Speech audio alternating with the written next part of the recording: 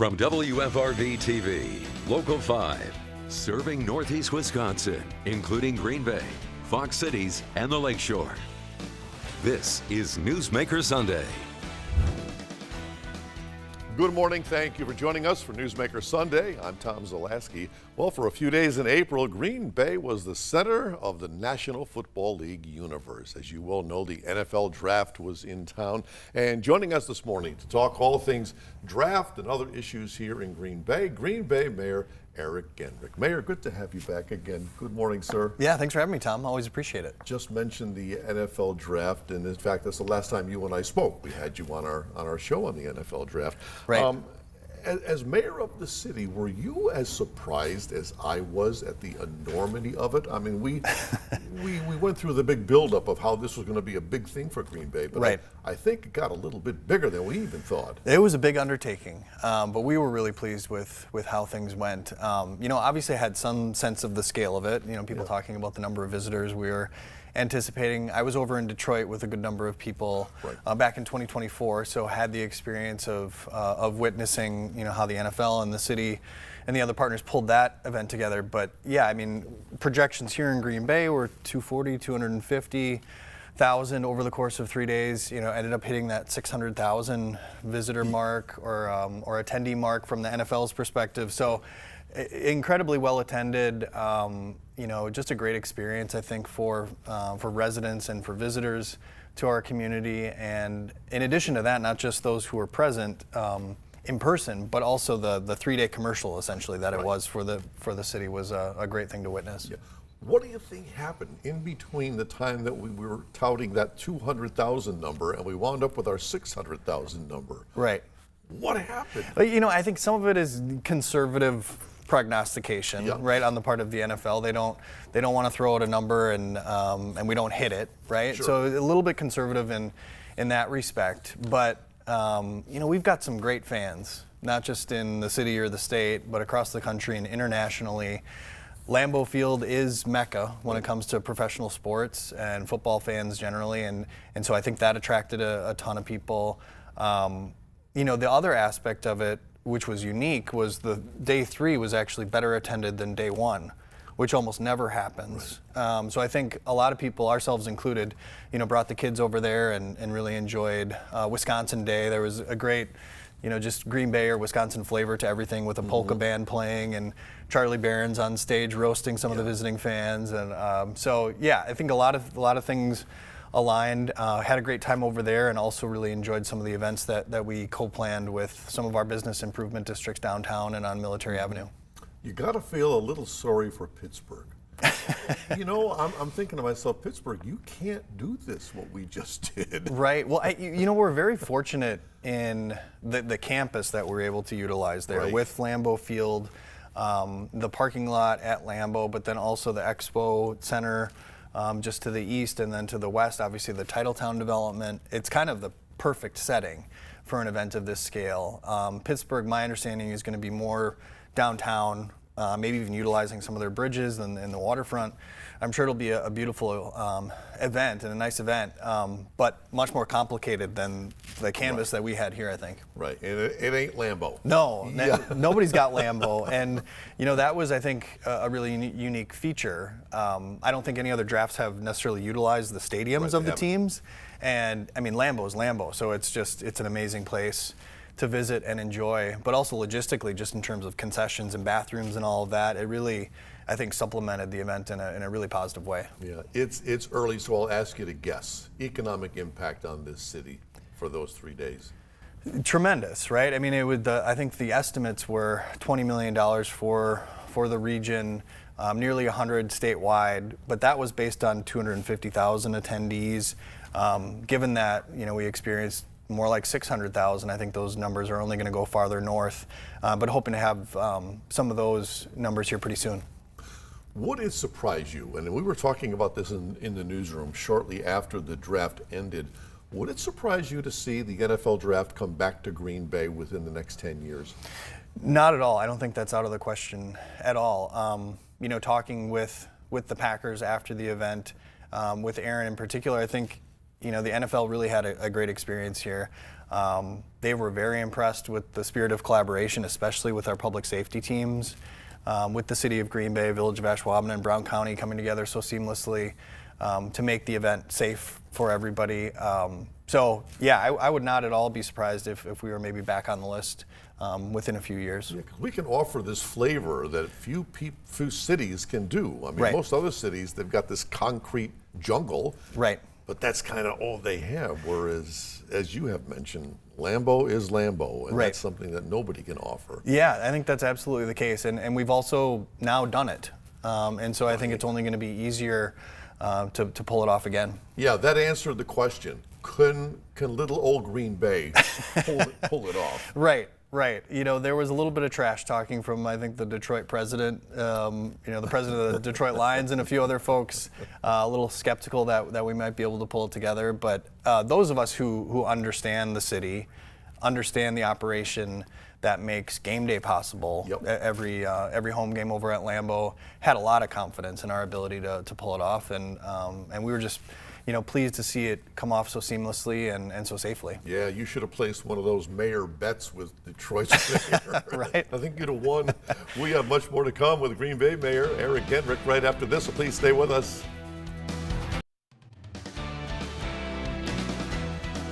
We are back now on Newsmaker Sunday. Our guest this morning, Green Bay Mayor Eric Gendrick. Last segment, we're talking about the NFL draft, other topics around our city, housing to start with.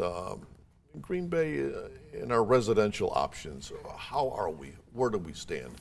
Similar to a lot of communities in Wisconsin and across the U.S., we're in need of more housing. Yep. So it's a conversation that literally takes place every single day at City Hall, not just with our staff, but also working with private developers to create the housing options that people are looking for. So, if you've been downtown recently, I think you see the cranes in the air and the work being done on Nova GB, which is a project that's being put together by Newland, which is a developer out of Milwaukee. So that's 268 units, really high-end quality product, 8 stories in downtown Green Bay. So we're really excited about that. But it's not just about downtown. It's about housing across the city of Green Bay.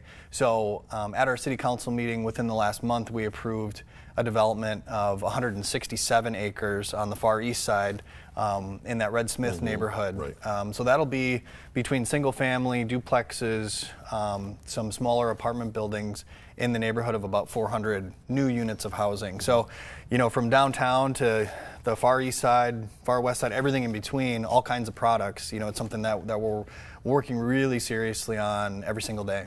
Mayor, is there anything we need more of? Is it more low-income housing, more affordable, more downtown, more residential? It really is kind of across the spectrum, which is a good and bad problem to have because we just know we need a lot of it. But when we did the study back in 2020, greatest need was kind of at the lowest income and at that high income level. And so I mentioned the high income product that we're putting together downtown, but we've also made a lot of progress in partnership with United Way on the City East Center, which is in near east side of the community, affordable housing development there. The Fort, which is a new apartment building that just came online in the Rail Yard district, in that on Broadway district. So that's 200 units of largely affordable housing. So, there's a lot of need across the spectrum, not just when you're talking about income level, but also types of housing from, studio units all the way to 3-4 bedrooms. So it's a daunting problem in some respects, but I feel like we're making good progress. Yeah, I know we must have some pretty nice high-end housing because you have these business executives coming in from other cities and they look to buy a home and they go, that's all? Right. I'm going to take a tax hit on this Yep. because they sold their $2 million home and the comparable one in Green Bay is, Right. $800,000. Right. Well, and it's part of the reason that we were designated as the best community to live in a couple years back, and why we appear on a lot of those lists regularly. Part of that is because of the relative affordability of our housing. It doesn't always feel like that to folks who have lived here a while and see that housing value creep up. But yeah, in comparison to a lot of communities, especially out on the coast or Colorado being another example, this is a very affordable place to live. Yeah. On the opposite end of housing, we have our homeless problem. Right. How is the city addressing that? I mean, I know we have been on top of it, but Right. Can we keep up with it? Yeah, I mean, by producing more housing, that's also a really important part of the solution. There was a book written recently titled with the truism, homelessness is a housing problem, right? If you don't have enough housing supply, it makes it really difficult for those at the lowest end of the spectrum to actually find a place to live. So creating more supply is a big part of how the city contributes to the solution.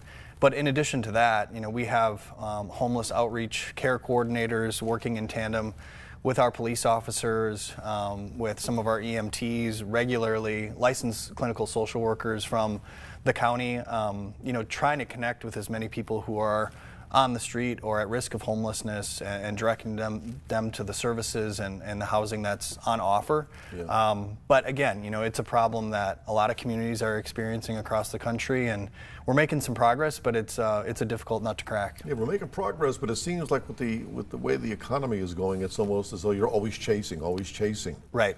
Yeah, and referenced housing production generally. The other reason why we need so much more of it is that the housing size, or household size, I should say, has actually decreased. So you need more housing units to house the same number of people, right, or a smaller number of people.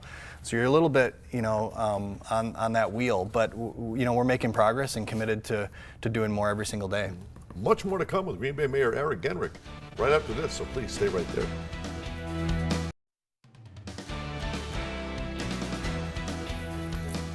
And back now on Newsmaker Sunday, our special guest this morning, Green Bay Mayor Eric Genrich, joining us on the heels of the NFL draft. We've got a lot of development projects going on. Ask you about some of these, starting with the U.S. Bank building in downtown Green Bay. It's going to have a whole bunch of uses. What do you see happening there? Yeah, so I think people are probably familiar with the U.S. Bank building. Was the home to a number of Schreiber employees for many years, right, just across from the Central Library in our downtown. So obviously a commercial use historically, but this is one of our first big conversion projects from commercial to residential. And so we're very excited about that development, converting it from offices to, I think, in the neighborhood of just over 60 units, 66 units of housing. They're going to be doing work here within the next couple of weeks, if not already. And I want to say they want to be open by early 2026. So looking forward to some new downtown living options here very shortly. Who would have ever thought? I mean, I know when I first came to Green Bay some 40 years ago, if I was in that building, if somebody told me someday this is going to be residential, right, housing, I said, no way. Right. As you're going up and down the fancy elevators. Yeah, exactly. No, it's hard to believe, but it's something that I think is a conversation that's taking place in a lot of communities across the country where, you've seen the rise of some remote work options become much more prevalent, and so office space doesn't necessarily have the value that it used to for investors and owners of commercial real estate, and so you're seeing more of that conversion take place, and we're excited about this one. Yeah. The Shipyard District. Yeah. We've been talking about this for 15 years now. That's right. Probably longer, right? Longer if you think back to when the city first acquired that property, right, which is probably 3 decades ago or a little bit more. And so, yes, we cut the ribbon on the first phase of the Shipyard development last summer. We were just down there a little while ago talking about some of our downtown events that we're going to be experiencing in the summer months here. But Shipyard's a real great opportunity for people to enjoy the waterfront, a big investment from the city side of things. So we've got the phase 1 that's in place. Phase 2 is going to be happening within the next few months in all likelihood. Hopefully in tandem with that, we're going to see some private development crop up just on the north side of the slip there, right on the waterfront. So a lot of public investment, a lot of private investment, and the city has really done more in that neighborhood over the last few years than residents have probably ever seen before. So we're really excited about what's happening down there. One that doesn't get a whole lot of airplay, a whole lot of headlines, is the Badger Sheet Metal redevelopment. Right. What's going on there? Yeah, same area, right? Same neighborhood just across the street from the Shipyard. So an older industrial site right on Broadway there. And what we have planned is a partnership really between our fire department and a private developer. So what you'll see is a little over 90 units of largely affordable housing in tandem with a new fire station. So Fire Station 1 on Washington Street has been closed down for a while. That's actually going to be redeveloped for private purposes, but they need a new home. That's where our fire chief and his assistant chiefs and admin staff have been for some years. Fire Station 3 is also going to be consolidated into this location, and that's one that's over on Shawano Avenue, and is one of our oldest firehouses in the city, and just is really not built to house our firefighters any longer, or the equipment really that we're using these days. So that's kind of an exciting redevelopment and collaboration, like I said, between the fire station and a private developer. Right. The Green Bay Public Market, I know we wanted to open it up last year. Right. Now it's pushed ahead to next year. What was the cause for the delay there? Yeah, so that's an initiative of On Broadway. The city has been very supportive of what On Broadway is trying to establish there. I think it's just a matter of, there's a lot of really worthy causes raising money, and it's a competitive environment for philanthropy these days, taking a bit longer.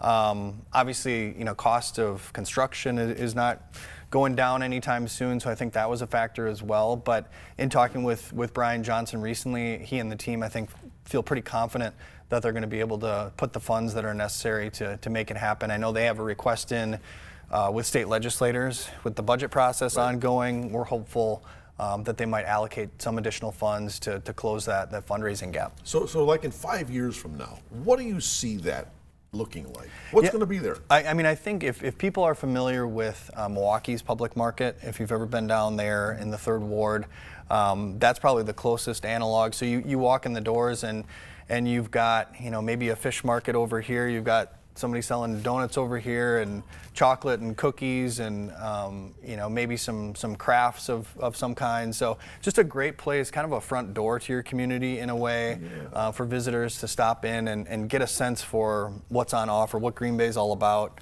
And so it's demonstrated to be a really attractive hub for visitors in many locations around the country and the world. And also just a great place for residents to come together regularly and enjoy the community. So, we're excited about what it ultimately will become for us. Yeah, it's like a mini San Francisco wharf area. Right, exactly. Yeah, or like in Seattle. We are going to wrap up with Mayor Genrich right after this, so please stay right there.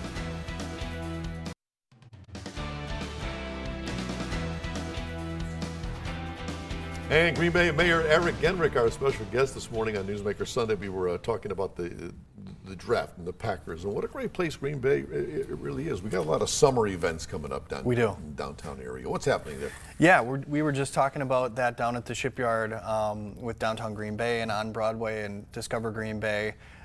So thanks to them as well as our Parks Department, I think we've got a lot of fun things happening. Our farmers markets, of course, people are really familiar with Wednesday night and Saturday morning. Fridays on the Fox with live music on the city deck for a number of weeks. One thing that's been a more recent addition is the Levitt concert series over at Lake Park. So I think they've got 8 or 10 weeks primarily on Sunday afternoons and evenings, all kinds of different bands, nationally touring acts that are going to be coming in. Obviously Fire on the Fox with 4th of July, some Ignite markets with On Broadway. So just a whole variety of different events in our downtown that I always look forward to. I know people across the community always really enjoy too. Maybe I can ask you ahead of time for 4th of July fireworks on the Fox if we can have you as a guest as we do every year. Right, okay? yes, I'd love to be there. Let's book him Lock right now. that in. We have the summer events. Every so often these national surveys come out, like you mentioned, and we always rank in the top 5, top 10 as great places to live. Why? Mentioned housing affordability. I think that's oftentimes one of the factors. The safety of the community is a big point in our favor, but also some of these quality of life issues. I mean, people want things to do, and we have that in spades with all those downtown type events that I was talking about, but also Bay Beach, the Botanical Garden, the Railroad Museum. There's just so many different options, I think, for people. And, close proximity to a place like Door County or the North Woods, which is something that people who are interested in outdoors kinds of activities really enjoy having that kind of access to. So those are, I think, some of the big factors. The other one that I think cropped up more recently is kind of a climate resilience indicator, in the sense that we don't experience a lot of the extreme events that you'd see in Tornado Alley or hurricanes down in Florida and things of that nature. So that's something that's a little bit more recent that I've seen indicated, but something that we enjoy here too. Yeah, we talked about the iconic Lambeau Field, but you as a Green Bay resident and you as a kid a long time ago, what's the thing about Bay Beach? it is as iconic as Lambeau. Right, it is. Well, and one thing that maybe wasn't as obvious when I was a kid, but I say it's the happiest place on earth. Not that swamp down in Florida, but for the budget conscious, dad or mom or grandfather, grandmother, Bay Beach is just second to none. It's a really affordable place to go. It's a wonderful place.